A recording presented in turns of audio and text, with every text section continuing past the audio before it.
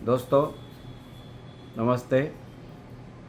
मैं आज आपको ये बताना चाहता हूँ कि डीएनए क्या होता है। इसके बारे में कई लोगों को पता नहीं है।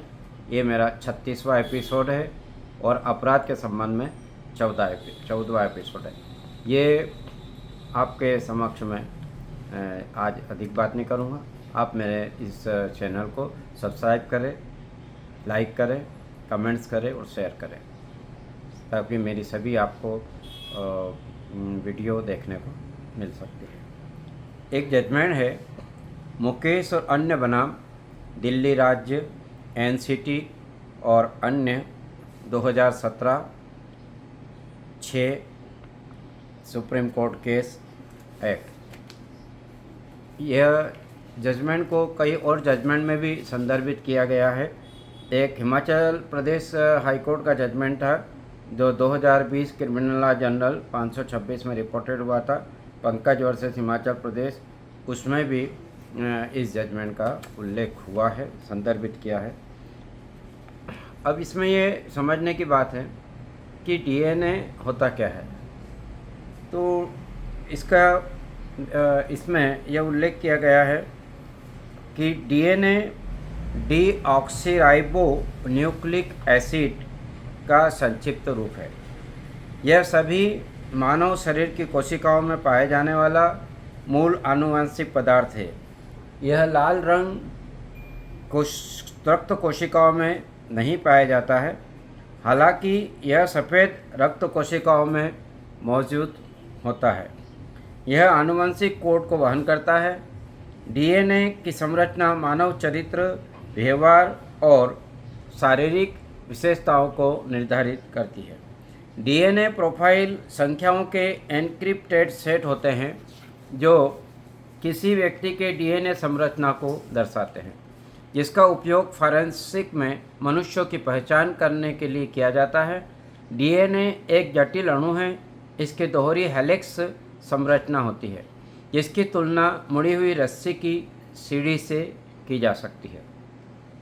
डीएनए की प्रकृति और विशेषताओं को लॉर्ड जस्टिस फिलिप्स ने रेजिना बनाम एलन जेम्स डोहेनी और गेरी एडम्स 83 मामले में संक्षेप में समझाया था।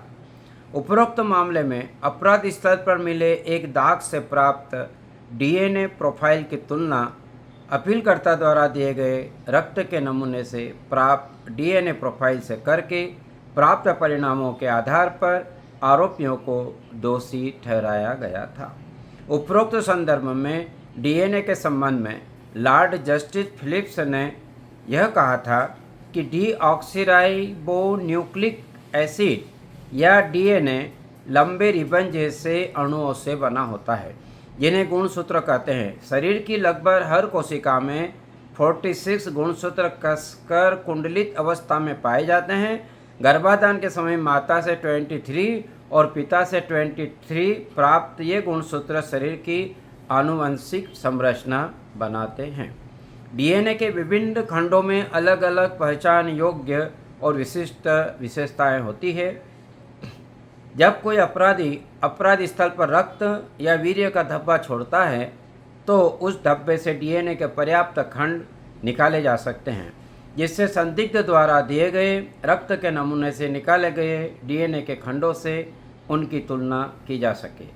यह प्रक्रिया जटिल है और हम ईरो लॉर्ड टेलर सीजे द्वारा डीन मामले प्रतिलेख 21 दिसंबर 1993 में दिए गए विवरण से अधिक स्पष्ट या संक्षिप्त रूप से वर्णित नहीं कर सकते, इसलिए हम उनके विवरण को सहर्ष स्वीकार करते हैं। डीएनए प्रोफाइलिंग की प्रक्रिया अपराध स्थल से डीएनए निकालने और संदिग्ध व्यक्ति से लिए गए नमूने से डीएनए प्राप्त करने से शुरू होती है। प्रत्येक मामले में डीएनए को विशिष्ट एंजाइमों द्वारा छोटे छोटे टुकड़ों में काटा जाता है। प्राप्त टुकड़ों को इलेक्ट्रोफोरेंसिक की प्रक्रिया द्वारा आकार के अनुसार छांटा जाता है। इस प्रक्रिया में टुकड़ों को एक जेल में रखा जाता है और उन्हें विद्युत चुंबकीय रूप से जेल के माध्यम से एक पथ पर खींचा जाता है। कम आणविक भार वाले टुकड़े भारी आणविक भार वाले टुकड़ों की तुलना में अधिक दूरी तय करते हैं। इस प्रकार निर्मित पैटर्न को जेल से एक झिल्ली पर स्थानांतरित किया जाता है। फिर रेडियोधर्मी डीएनए प्रोब जो कहीं और से लिए गए होते हैं और नमूने के डीएनए में सबसे महत्वपूर्ण अनुक्रमों से जुड़ते हैं लगाए जाते हैं। डीएनए प्रोब की अतिरिक्त मात्रा को धोने के बाद बैंड पैटर्न को रिकॉर्ड करने के लिए झिल्ली पर एक एक्सरे फिल्म रखी जाती है। इससे एक ऑटो रेडियोग्राफ प्राप्त होता है जिसकी तस्वीर ली जा सकती है। जब अपराध स्थल के डीएनए और संदिग्ध व्यक्तियों से लिए गए नमूने के डीएनए को जेल के माध्यम से अलग अलग पथों में चलाया जाता है तो परिणामी ऑटो रेडियोग्राफ की तुलना की जा सकती है। इसके बाद कहा जा सकता है कि दोनों डीएनए प्रोफाइल मेल खाते हैं या नहीं। तीसरे न्यायिक जिले के जिला अटॉर्नी कार्यालय बनाम विलियम जी ऑसबॉर्न में संयुक्त राज्य अमेरिका के सर्वोच्च न्यायालय के प्रमुख न्यायाधीश रॉबर्ट्स ने डीएनए परीक्षण का उल्लेख करते हुए निम्नलिखित कहा था कि डीएनए परीक्षा में गलत तरीके से दोषी ठहरा गए लोगों को बरी करने और दोषियों की पहचान करने की अद्वितीय क्षमता है। इसमें आपराधिक न्याय प्रणाली और पुलिस जांच प्रक्रियाओं दोनों में उल्लेखनीय सुधार लाने की क्षमता है। संघीय सरकार और राज्य सरकारों ने इसे मान्यता दी है और यह सुनिश्चित करने के लिए विशेष उपाय विकसित किए हैं कि इस साक्ष्य उपकरणों को स्थापित आपराधिक प्रक्रिया में प्रभावी ढंग से शामिल किया जा सके, आमतौर पर लेकिन हमेशा नहीं, कानून के माध्यम से। आधुनिक डीएनए परीक्षण अभूतपूर्व शक्तिशाली साक्ष्य प्रदान कर सकता है। 1980 के दशक के मध्य में आपराधिक जांच में इसके पहले उपयोग के बाद से डीएनए प्रौद्योगिकी में कई महत्वपूर्ण प्रगति हुई है, जिनमें एसटीआर तकनीक का विकास भी शामिल है। अब अक्सर यह लगभग निश्चित रूप से निर्धारित करना संभव है कि कोई जैविक ऊतक किसी संदिग्ध से मेल खाता है या नहीं। हालांकि कई आपराधिक मुकदमे बिना किसी फोरेंसिक और वैज्ञानिक परीक्षण के ही आगे बढ़ते हैं, लेकिन जब ऐसे साक्ष्य का मामला हो तो ऊतकों के मिलान के लिए डीएनए परीक्षण के समान कोई तकनीक नहीं है। दोस्तों, आगे ये कहा गया है कि फोरेंसिक विज्ञान और वैज्ञानिक अनुशासन के एक भाग के रूप में डीएनए तकनीक न केवल जांच में मार्गदर्शन प्रदान करती हैं, बल्कि न्यायालयों को अपराधियों की पहचान की प्रवृत्ति संबंधी जानकारी भी उपलब्ध कराती है। आधुनिक जैविक अनुसंधान में हालिया प्रगति ने फोरेंसिक विज्ञान को नियमित कर दिया है, जिसके परिणाम स्वरूप न्याय प्रशासन में महत्वपूर्ण सहायता मिलती है। हमारे देश में भी कई अन्य विकसित और विकासशील देशों की तरह न्यायालयों द्वारा डीएनए साक्ष्य पर तेजी से भरोसा किया जा रहा है। अधिनियम 25/2005 द्वारा धारा 53A को जोड़कर आपराधिक प्रक्रिया संहिता में संशोधन के बाद डीएनए प्रोफाइलिंग अब वैधानिक योजना का एक हिस्सा बन गई है। धारा 53A बलात्कार के आरोपी व्यक्ति की चिकित्सा व्यवसाय द्वारा जांच से संबंधित है। माननीय न्यायालय ने यह भी कहा कि इस न्यायालय को डीएनए प्रोफाइलिंग और डीएनए रिपोर्ट के विभिन्न पहलुओं पर विचार करने का अवसर मिला है। केटी थॉमस न्यायमूर्ति जी ने कामती देवी बनाम पोशीराम मामले में टिप्पणी की थी। सुप्रीम कोर्ट केस है पृष्ठ 316 पैराग्राफ 10 में।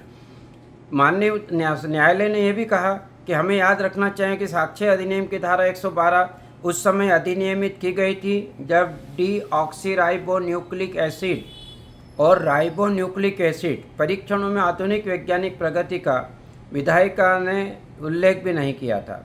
एक वास्तविक डीएनए परीक्षण का परिणाम वैज्ञानिक रूप से सटीक माना जाता है। एक केस था, उसका उल्लेख भी किया है कि पतंगी बलराम वेंकट गणेश बनाम आंध्र प्रदेश राज्य 88 में 2 न्यायाधीशों की पीठ ने डीएनए क्या है इसे निम्नलिखित तरीके से समझाया था। SCC पृष्ठ 617-18 पैरा 41-42। श्री साचर का यह तर्क था इसमें कि इस पर भरोसा नहीं किया जाना चाहिए, तो उन्होंने इस बात को स्वीकार नहीं किया। डीएनए क्या है, इसका अर्थ क्या है, यह बताया है कि जीवित प्राणियों की कोशिकाओं के गुणसूत्रों में पाए जाने वाला डीऑक्सीराइबोन्यूक्लिक एसिड किसी व्यक्ति का ब्लूप्रिंट होता है। डीएनए व्यक्ति की विशेषताओं जैसे त्वचा का रंग, बालों का प्रकार, नाखून आदि का निर्धारण करता है। इस आनुवंशिक फिंगरप्रिंटिंग का उपयोग करके अपराधियों की उंगलियों के निशान पहचानने की पारंपरिक विधि की तरह ही किसी व्यक्ति की पहचान की जाती है। विशेषज्ञों का मानना है कि यह पहचान 100% सटीक होती है। इसमें कोई संदेह नहीं है कि गुणवत्ता नियंत्रण की आवश्यकता है। उच्च आणविक भार वाले डीएनए की तैयारी उपयुक्त एंजाइमों द्वारा नमूनों का पूर्ण पाचन और उपयुक्त नियंत्रण के साथ स्पष्ट बैंड प्राप्त करने के लिए ब्लॉट का सही स्थानांतरण और संकरण सुनिश्चित करने हेतु सावधानियां बरतने आवश्यक है। डीएनए प्रोफाइलिंग और इसके अनुप्रयोगों पर हैदराबाद स्थित सेलुलर और आणविक जीव विज्ञान केंद्र के लालजी सिंह के लेख को भी देख सकते हैं आप। इसमें ऐसा लिखा है, उल्लेख किया है, लेकिन इस मामले में ऐसा कुछ भी नहीं है जिससे पता चले कि इसे सावधानियां नहीं बरती गई हो। इसमें कोई संदेह नहीं है कि विशेषज्ञों की गवाही साक्ष्य अधिनियम की 1872 की धारा 45 के अनुसार साक्ष्य के रूप में स्वीकार्य है। धीरह में गवाह संख्या 46 जो थे उन्होंने निम्नलिखित कथन दिया था कि यदि किसी व्यक्ति का डीएनए फिंगरप्रिंट किसी नमूने के डीएनए फिंगरप्रिंट से मेल खाता है तो इसका मतलब है कि नमूना उसी व्यक्ति से लिया गया है। जुड़वा बच्चों को छोड़कर 2 व्यक्तियों के डीएनए फिंगरप्रिंट समान होने की संभावना विश्व की 30 ऐसा उल्लेख किया है कि 30 अरब आबादी में लगभग 1 है। उपयुक्त प्राधिकारियों से स्पष्ट है कि डीएनए रिपोर्ट को स्वीकार किया जाना चाहिए जब तक कि उसमें कोई त्रुटि न हो, और यदि इसे अस्वीकार किया जाता है तो यह सिद्ध करना होगा कि गुणवत्ता नियंत्रण या गुणवत्ता आश्वासन का पालन नहीं किया गया था। यदि नमूनाकरण उचित है और नमूनों में छेड़छाड़ का कोई सबूत नहीं है तो डीएनए परीक्षण रिपोर्ट को स्वीकार किया जाना चाहिए। ये मैंने आपको डीएनए के संबंध में माननीय सर्वोच्च न्यायालय और उच्च न्यायालय के जजमेंट के आधार पर बताया है। मित्रों, आपको इससे ज़रूर मालूम होगा, न्यायाधीश गणों को कोऑपरेट को भी होगा, कोर्ट को भी कोऑपरेशन होगा, नई जूनियर एडवोकेट को भी कोऑपरेशन होगा, और भी कई लोगों को इसके संबंध में जिनको जानकारी है तो बहुत अच्छी बात है, जिनको जानकारी नहीं है उनको जानकारी प्राप्त होगी। ये आप सब्सक्राइब करें, लाइक करें, शेयर करें, कमेंट्स करें। धन्यवाद, मुझे प्रोत्साहित करें। ये मैं केवल जन कल्याण की भावना से बनाता हूँ। ये लीगल अवेयरनेस के लिए और नॉलेज के आम जनता की जानकारी के लिए है। इसमें इसके अतिरिक्त मेरा कोई उद्देश्य नहीं है। मुझे आप ज़रूर प्रोत्साहित करें। धन्यवाद। जय हिंद, जय भारत, वंदे मातरम।